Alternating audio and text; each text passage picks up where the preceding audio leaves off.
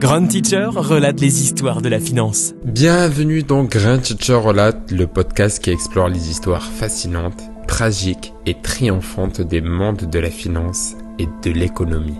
Aujourd'hui, nous plongeons dans l'incroyable histoire de Philip Baker, un gestionnaire de fonds spéculatifs qui a fait fortune, sombré dans la fraude et trouvé une étrange forme de rédemption.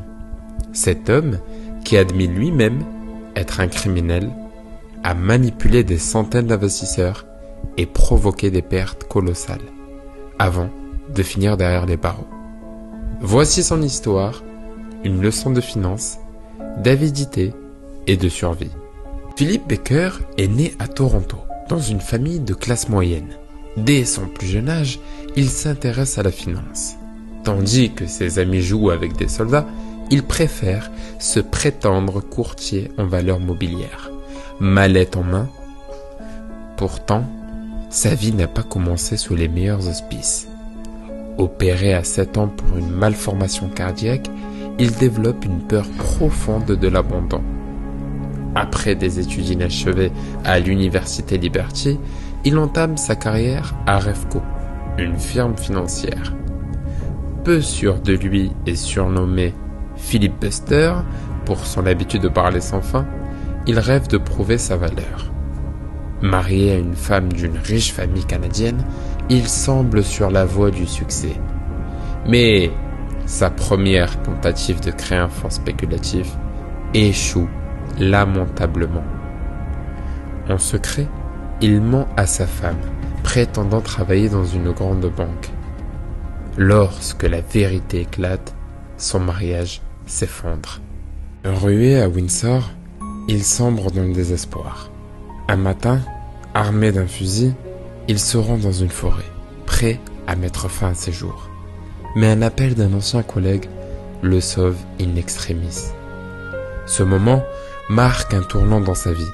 Il se relance dans la finance et cofonde Lakeshore Asset Management, un fonds spéculatif axé sur les matières premières. Installé dans le sous-sol de ses parents, il collecte 10 millions de dollars pour démarrer. Cependant, dès ses débuts en 2002, le fonds accumule les pertes. Pour masquer l'ampleur des dégâts, Baker falsifie les données de performance.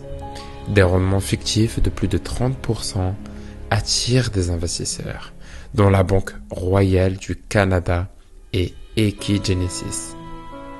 Avec ses fonds, il ouvre des bureaux à Londres et à Genève, engage des traders et vit une vie de luxe.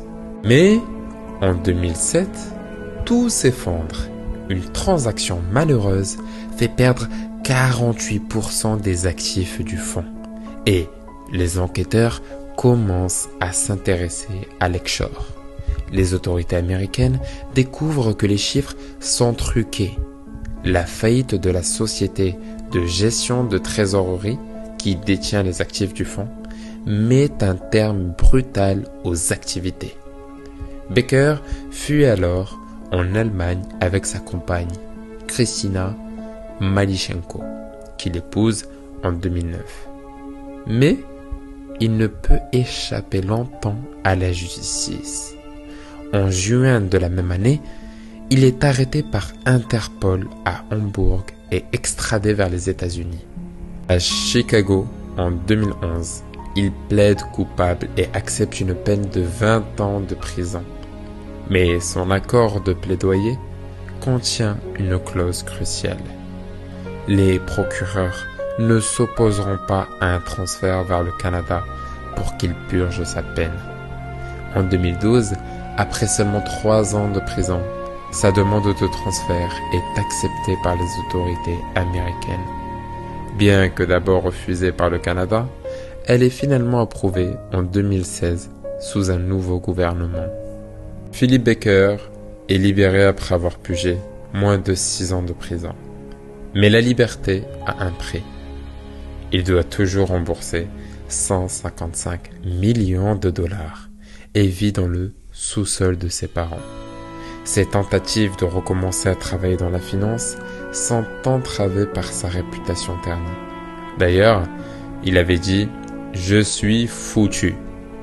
Cette histoire est un rappel brutal des excès de la finance et des limites de la justice. Philippe Baker, aujourd'hui libre, demeure hanté par les conséquences de ses actions.